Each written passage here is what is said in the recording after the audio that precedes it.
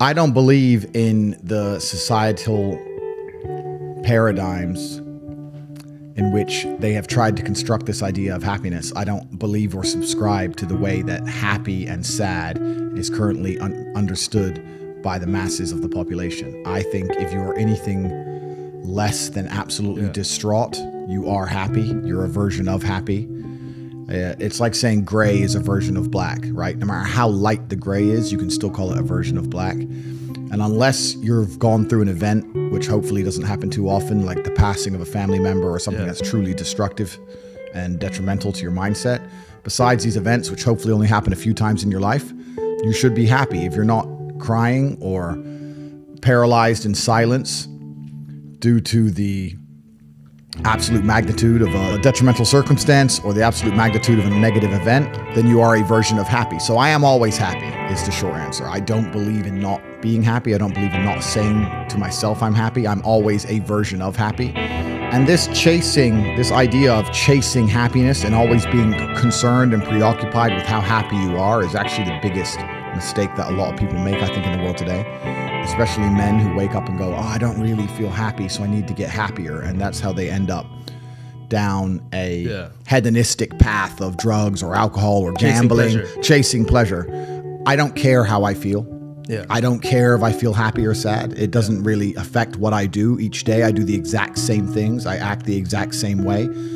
I don't care. I don't put weight to the significance of the emotion. So I always consider myself a happy person, but if I woke up and I was slightly less happy one day than another, it wouldn't affect anything I do and I wouldn't put any relevance to it.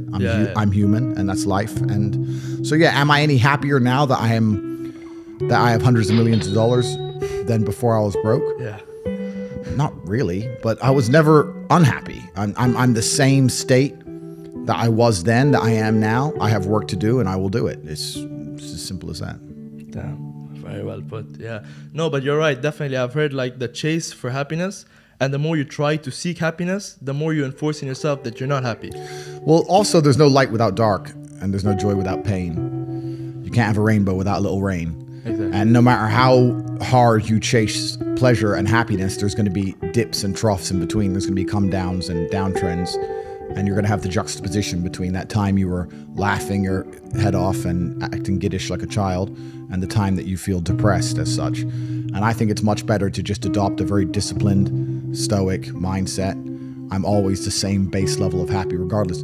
If I lost all of my money today, I would be the same happy. Mm-hmm. If my net worth quadrupled, I'd be the same happiness. As long as I'm alive, which is a struggle, unfortunately, in the current climate. But as long as I'm alive and the people I care about and love are alive, and as long as God gives me the honor of doing my duties and providing for the people I care about, as long as I get to wake up and know that there's a whole bunch of people in the world who need me and I get to work hard to please them and do good for society and good for the world, then I'm a vessel of God and I'm happy enough to survive. That's all I look at it as. I don't ever consider how do I feel. That doesn't cross my mind. I have things to do.